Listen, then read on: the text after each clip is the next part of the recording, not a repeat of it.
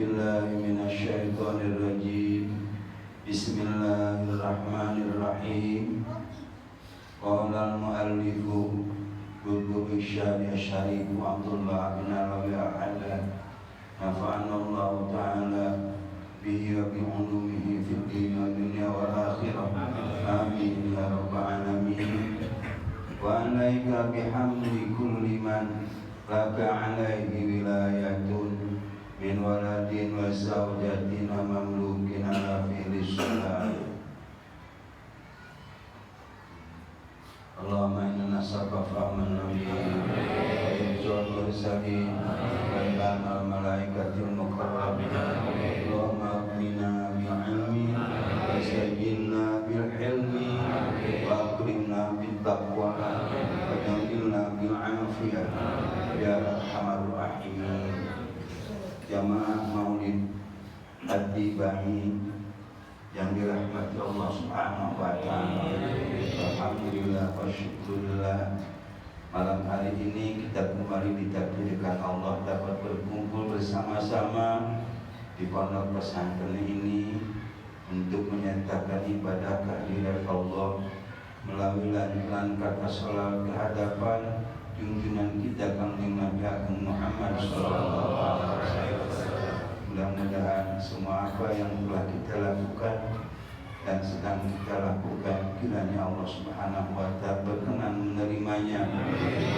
Catat menjadi sebuah amal ibadah yang soleh, jadikan amal ibadah yang mewariskan kepada besok kalau ajal tiba. Mudah-mudahan kita semua Allah matikan dalam husnul khatimah ya rabbal alamin dan tercatat menjadi sekelompok jamaah daripada umat Rasulullah yang di hari kiamat berhak mendapat syafaat dari junjungan kita Nabi Muhammad sallallahu alaihi wasallam. Wa alaika bihamdi kulli man laka alaihi wilayatun, dan wajib atasmu harus memerintahkan tiap orang yang kamu urus. Jadi siapa saja yang ada di bawah kepengurusan kita, maka wajib kita harus memerintahkan mereka, baik min waladin wa zawjatin, baik itu anak atau istri, wa mamlukin, dan yang kita punya. Maksud yang kita punya ini semisil kita hidup di zaman dahulu di mana orang memiliki budak, punya amat, punya abid, maka tidak hanya anak, tidak hanya istri, tetapi juga abid dan anak wajib kita perintahkan ala fi'li sholat, mengerjakan sholat. Kenapa justru diwajibkan di atas kita? Karena kitalah kepala keluarga. Kepemimpinan itu ada pada kita. Istri dan anak-anak itu di bawah kita. Wajib mereka harus kita perintahkan mengerjakan sholat. Karena kewajiban laki-laki itu sampai pada tingkat untuk hal yang dia tidak pernah ngalamin, tapi dia diperintahkan untuk menguasai dan mengetahuinya. Semisil head itu hanya terjadi atas perempuan, tidak ada ceritanya laki-laki head. Tetapi meskipun head hanya terjadi perempuan, laki-laki wajib mengetahui dan menguasai hukum-hukum head. Jadi dia harus senantiasa mengontrol istrinya ketika sedang haid untuk segera diperintahkan bersuci manakala haidnya sudah terputus dan sudah kering. Nah ini wajib atas kita laki-laki, karena kita kepala keluarga, harus memerintahkan istri, anak, abid kita, amat kita kalau punya, agar mengerjakan sholat. Fa ini tanah ahadu min haula'i min fi'liha fa alaika bi wa'zihi wa takhrifihi. Kalau ada salah satu daripada mereka itu tidak mau mengerjakannya, maka wajib atasmu harus menasehatinya dengan cara yang sebaik-baiknya agar si anak yang tidak mau sholat menjadi mau mengerjakan sholat. Nasihati dan takut-takuti. Dari kecil sebenarnya harus sudah seperti itu. Orang kalau nggak sholat tapi begini. Dari kecil sudah tidak takut-takuti seharusnya. Itu perintah.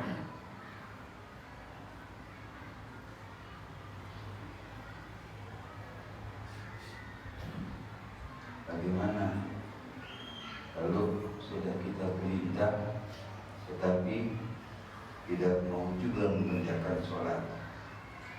Fa in tamarrada wa asarra ala tarki fa alaika bidarbi. Wanita budak anak termasuk pamajikan palpadi mun malawading tedekeun nurut terus dinasehatan terus dising-siunan di untuk sholat, maka wajib atasmu memukulnya. Cuma sebagaimana dalam masalah tahdid, jangan memukul anggota tubuh yang akan membuat luka yang parah. Ulah banget aja boxer. Emang harus dendam ke majikan. Ada gara-gara main tanya asin wae. Ada kurang darah tinggi. Ibija anti asin deui, asin deui. Pendekan 100 tonjok berusaha. Ulah.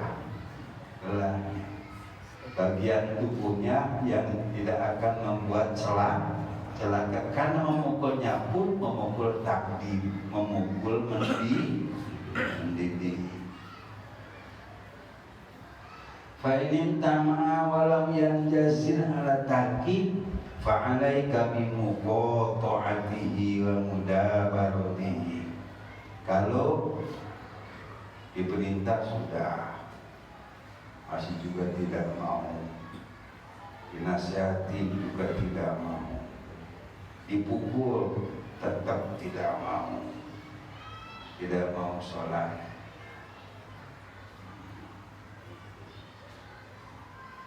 Walam yanjazir anitarki, ia tidak berhenti dari meninggalkan sholat. Kalau tidak berhenti dari meninggalkan sholat berarti terus meninggalkan sholat. Nah kalau seperti itu keberadaannya, baik itu anak atau istri, jangan sungkan-sungkan ganti kasih. Padahal di sini bahasanya bimuqata'atihi, putusin. Wa mubadaratihi dan belakangi. Sudah. Aina patah alam. Sia-sia aing ku aing disenangkeun geus. Diajak ku aing geus. Kapan aing minang ka sia ngomong. Aing hidup jeung sia teh lain rasa ukur di dunia unggul. Tapi harapan aing bisa hidup jeung sia di dunia dan di akhirat. Ayeuna si anjeun aing gejejengan di sana di hateup ka di akhirat ka aing babarengan jeung sia. Tapi sia keukeuh pada pagi nurutkeun kana sia nggung salat. Geus ayeuna mah patah arang sia-sia aing. Ini namanya muqatha'ah. Dibakatkeun sekaligus.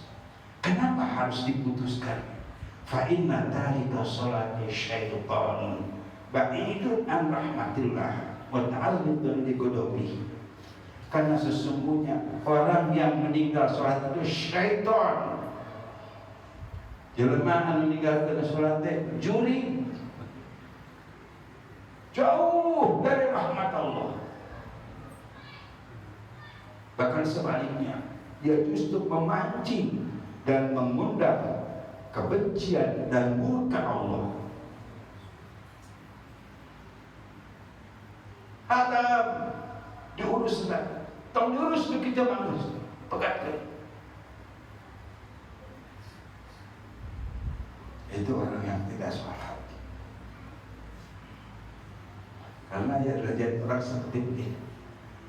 Ini contoh contoh ya untuk perbandingan. Misalnya kita ini ada di sebuah perahu. Di sebuah perahu beserta beberapa orang teman dan barang-barang. Kemudian ada pula di atas perahu kita itu anjing, manusia beberapa orang, tapi salah satunya ada manusia yang murtad, muslim masuk ke murtad, masuk agama yang lain, murtad. Ada satu, ada juga barang-barang, ada juga anjing. Kemudian cuaca yang tadinya nampak cerah tiba-tiba berubah. Badai datang, perahu dihempas ombak. Kata nahoda ini sudah sangat berpengalaman, profesional. Ini bercermin kepada pengalamannya. Kapal ini akan karam, perahu ini akan karam kalau muatannya tidak dikurangi. Jadi muatannya harus dikurangi. Sementara di sana ada beberapa orang manusia yang salah satunya adalah orang mur, ada juga barang-barang, ada juga anjing. Yang mana yang pertama harus dilemparkan ke laut? Orang yang murtad. Itu yang buru-buru kita lemparkan ke laut. Karena orang yang murtad derajatnya lebih rendah dibanding anjing.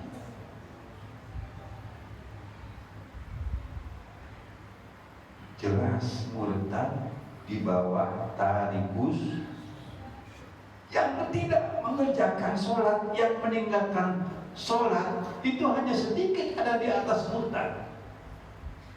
Maka orang yang tidak mengerjakan sholat kapan sudah putuskan. Jangan capek-capek mengakui yang diparapun kamaningan antara sholat. Rasanya tidak berlebihan. Seandainya ada orang berkata, kalau kita tidur dengan orang yang tidak sholat sama aja dengan kita tidur dengan babi. Alhamdulillah.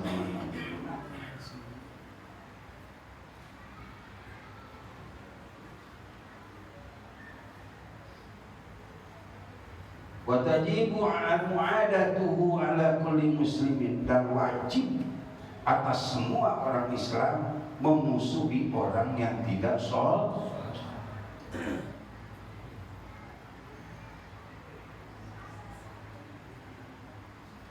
Wa kaifa la waqad qala Rasulullah sallallahu alaihi wasallam, bagaimana tidak, sungguh telah bersabda junjungan kita Rasulullah sallallahu alaihi wasallam, al-ahdul ladzi bainana wa bainahum as-shalah,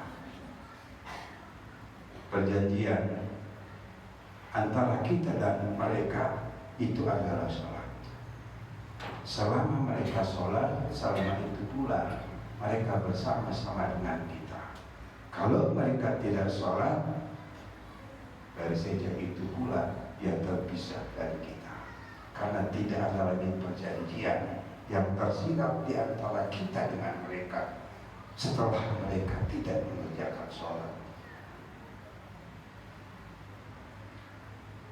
Faman tarakaha faqad asyraka. Rasul bersabda, barang siapa yang tidak mengerjakan sholat dan meninggalkan sholat, faqad asyraka, sungguh ia telah berbuat musyrik. Nauzubillah sama nauzubillah. Ini hadis, juragan, ini hadis.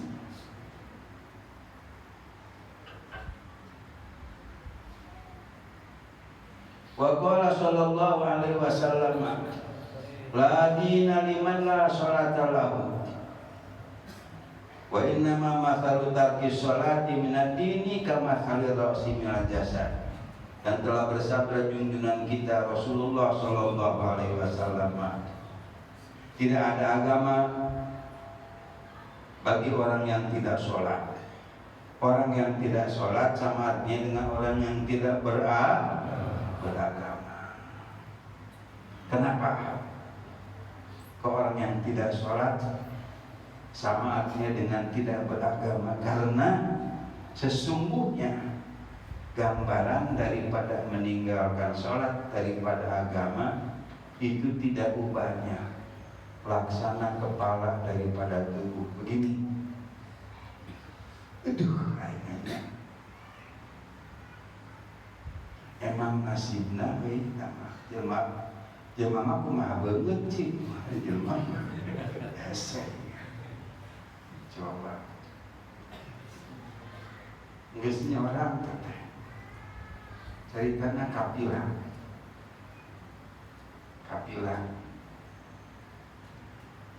ngajak pilatan gede supaya manfaat halaman gede supaya bisa memenuhi kebutuhan. Pilih halaman gede, sebab di halaman itu kita belajar tawaf. Di halaman itu kita belajar sa'i, ngendong di pila itu belajar tawaf, belajar sambil menyelam minum air. Di samping kita ngaji juga kita refreshing, masak bareng-bareng kejelang aku gitu. Dasar benget nawan gua. Makanya patut mengaji mana namanya tawaran SMP.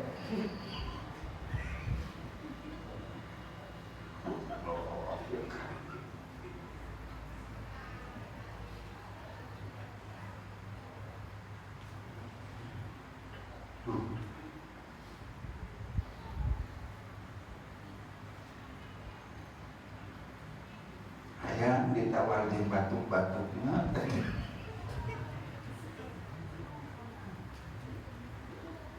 Mas Tarbiya nanya di zamannya, barang kurang lemah tekap beradinya tengah aja imam, tengah aja kunaon barang maliun teh, masya Allah, tabarakallah. Kurang nempok tengah aja, nempok naon doi.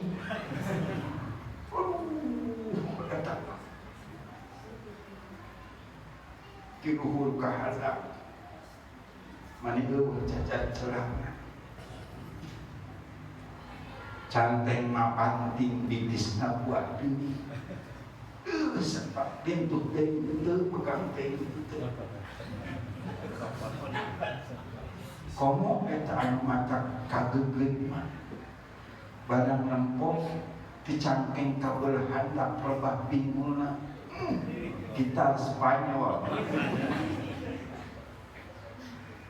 Angkin kan gitu orang hayang tuh. Hayang. Daek kan gitu daek. Di Jawa daek tuh. Kan kehuluan.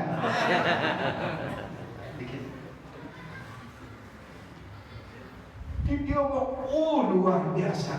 Tapi huluan daek mah. Aya hargaan mah.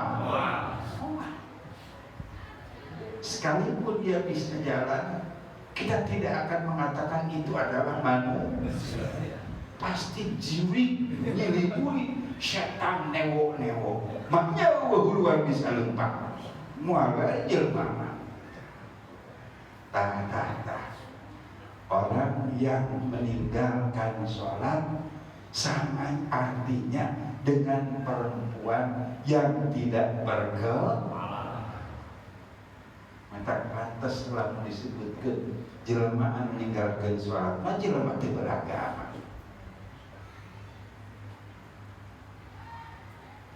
Bisa kaangkan umat Rasul teh lamun urang nasok sholat antara sholat mah bagaimana bisa disebut umat Rasulullah? Karena al-ahdu bainana wa bainahum as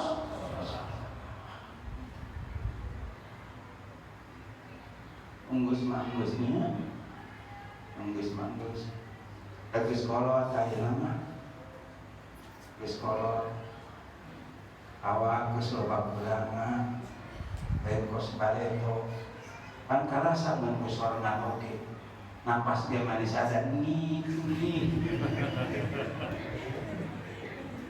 ari teling teu keneh wae eta mah sarema goblok sakitu ge cipuk lah ditambahan deui terus gelitik sakitu ge itu masa salat wa'mur ahlaka bis salat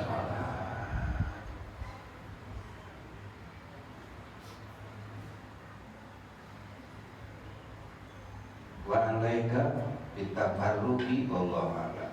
Bismillahirrahmanirrahim. Allahumma astagfiruka ma 'allamtani warduhu ilayya inda hajati ilaihi la tansani ya rabbal alamin. Mudah-mudahan